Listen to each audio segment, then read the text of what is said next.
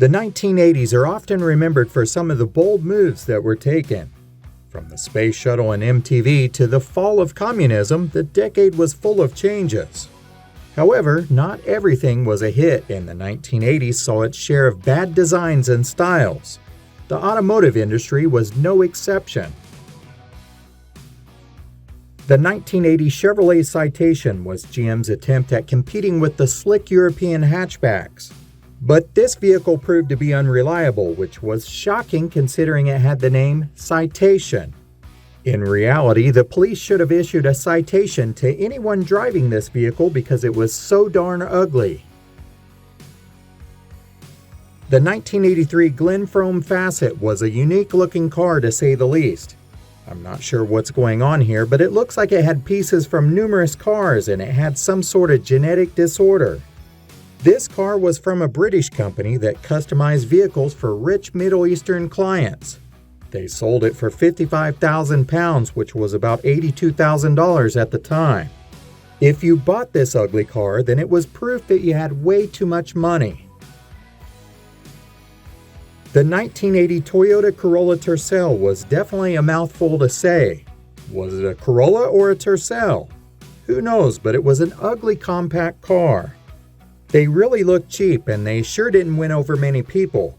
It's no wonder why people referred to them as the Turdcell. The 1980 Cadillac Seville looked like a normal Cadillac in the front, but when you walked around to the back, it had problems. It looked like it had backed up into something or maybe had a slice taken out of the trunk. Many people either loved or hated it, but as we look back on this one, I'm sure that most of us hate it. The 1984 Zimmer Quicksilver sounds like something that should be cool, but it wasn't. The car had chrome accents all over that just looked out of place. The elongated hood gave the impression that it had a powerful engine, but it only had a horrible V6 in it. The price tag on this flattened-looking car was $50,000, which was about the same price as a Mercedes during the same time period. In the 1980s, Japanese automakers came on strong, but the 1985 Subaru XT was a little weak. The front end was decent looking, but it looked like they gave up on designing the rear end. Overall, it sort of looked like a doorstop. The LCD dash had the appearance of a cheap video game, and the steering wheel was also odd looking. And we won't even mention what the gear shifter looked like. The 1989 S-Cargo was a cargo van that looked like a snail. What a fitting name, right? S-Cargo? Get it? Really, the S just stood for what it really was. A big honkin' piece of sh**. This vehicle was only available in Japan. I guess they were too embarrassed to take this one into other countries.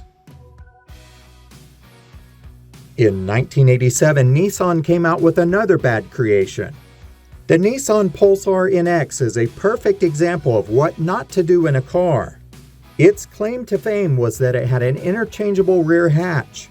You either had the choice between an ugly hatchback or a stupid-looking wagon. Surprisingly, this car never caught on with consumers. I guess it had no pulse. The Fiat Panda came out in 1980 and it was supposed to be a basic economy car.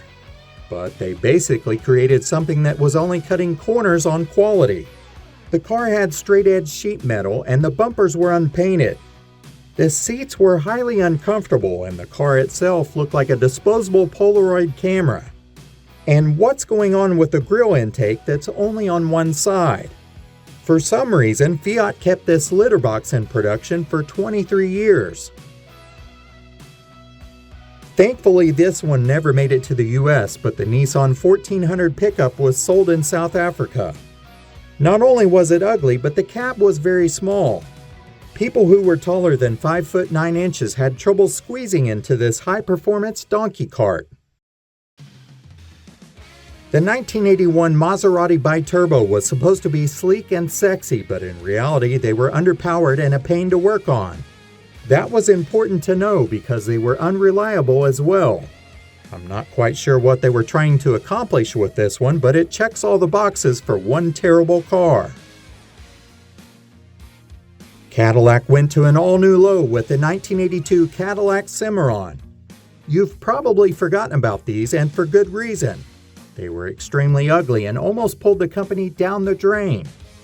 The car had absolutely nothing special about it, and it was a commercial failure. It left most people wondering why it even had the Cadillac badging on it. Initially, they put an 80 horsepower four-cylinder engine in it, and later on, they upgraded it to a V6 with a whopping 130 horsepower. No matter what they did to the car, it continued to be a piece of crap. The 1984 Ford Tempo was created to be more environmentally friendly with a more modern styling. The design was pretty bland, and even the headlights looked depressed. But if you didn't like this Ford version, then you could always upgrade to the Mercury Topaz, which was really the same uninspiring design. The 1981 AMC Eagle Camback was a pretty strange vehicle. AMC was the same company that brought you the Gremlin.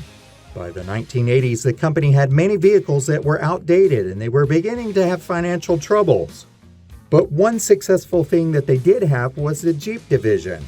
So naturally, their thought was to make 4x4 cars. However, this Gremlin-based model took it a bit too far. In the end, they didn't sell too many of these cars, and for good reason.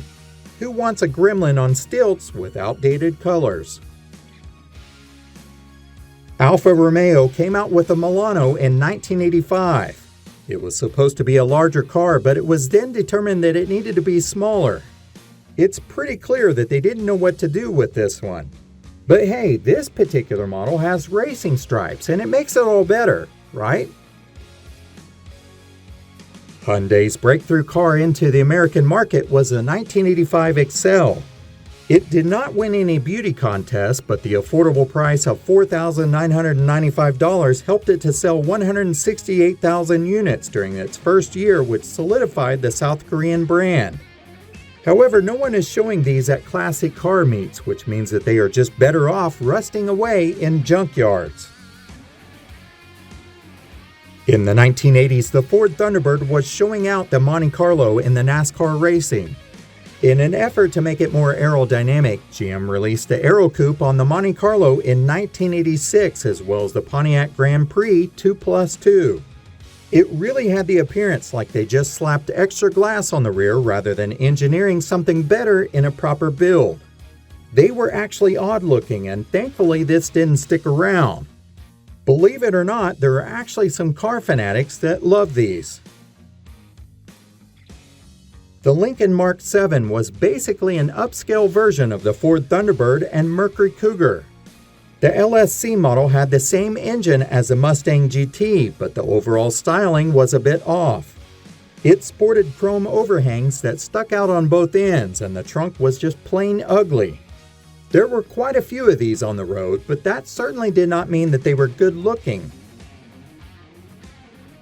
Probably the worst looking car from the 80s had to be the Hugo, which came out in 1985 and stayed around in the US until 1992.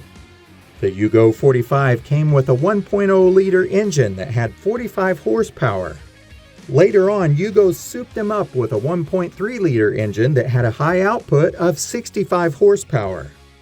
Initially, the Hugos sold somewhat well, but as the years went on, they sold less. They were the cheapest cars that you could possibly buy, and if you ever rode in one, you could certainly tell. There were tons of jokes made about this car, like the "you go when you push," or how about the rear window defroster to keep your hands warm while you pushed it in the winter. These cars were not only ugly, but they were extremely unreliable. For every nice car that was made in the 80s, there were probably 10 to 15 ugly ones. We certainly couldn't include every ugly car in this short video, but what are some of the ones that we missed? Let us know in the comments below. Thanks for watching.